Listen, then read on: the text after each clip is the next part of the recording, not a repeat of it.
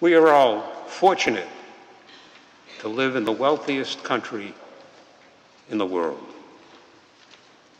And that reality in itself is not bad.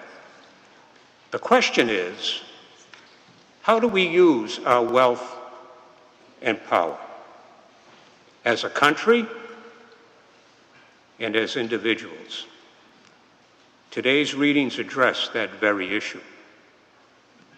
You may find it interesting that the ancient prophet Amos, author of our first reading, preached to a society that enjoyed wealth, peace, and political stability. Those were prosperous times, and yet, beneath this mosaic of affluence, there was a spiritual poverty that went unnoticed. Amos paints a picture, a rather graphic picture, of the life of the wealthy. They lie on ivory beds. They eat sumptuously, drink to their heart's content, and anoint themselves with the very best oils. But while doing this, they lack a sense of gratitude and generosity. They seem to forget that everything they had came from God and was to be used for all, especially the poor. That's all God asked of them. Be thankful and generous. But they were too self-absorbed. Jesus makes the same point in the parable about the rich man and Lazarus. Notice that Jesus does not criticize or condemn the rich man's wealth. Neither does he glorify Lazarus' poverty. You see, Jesus is not interested in making a social statement. The point Jesus is trying to make is that the rich man was oblivious to the beggar at his gate. He paid no attention to Lazarus, even though he was there every day. And when the two men die, the rich man's lack of gratitude to God and lack of generosity to the poor become apparent. But it's too late to do anything about it. We just heard the chasm is too great to cross. In the second reading, St. Paul reminds us that as Christians, we are called to abide by the truths and principles of our faith. Two of those key principles are gratitude to God and generosity. Now, unfortunately, we cannot claim ignorance.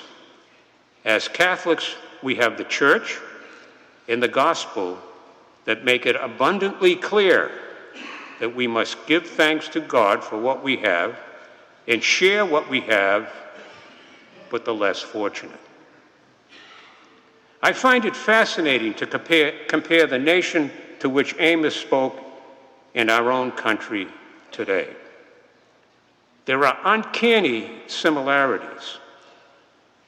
Under the facade of wealth, comfort, power, and prosperity lies a spiritual decay.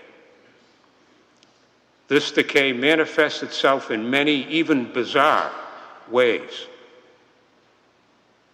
Innocent people are killed and maimed every day in our country. Violent crime is prevalent everywhere. Respect for authority is sunk to an all-time low. Terrorism is rampant. Our political leaders have never been held in such low esteem. The belief in God and the practice of religion continues to wane. But it's not too late for us to wake up and see the Lazaruses lying at our doorstep. And it's not too late to answer the call to justice. If you think there are not Lazaruses in our community, I can assure you that there are. We see them every week at our St. Vincent de Paul pantry right here in the parish. We feed up to 100 families a week, every week of the year. And it's all made possible because of the hundreds of volunteers who have answered the call of justice. These volunteers not only give thanks to God for what they have, but give generously of their time and talent. And I would be remiss if I didn't mention the generous financial support of our benefactors. You know, in the celebration of this Eucharist, of any Eucharist, we come together to give thanks to God for what we have and who we are. That's what Eucharist is about. So let's take this opportunity to truly give thanks to God by asking Him to give us the grace of generosity in whatever way that is appropriate in our particular lives.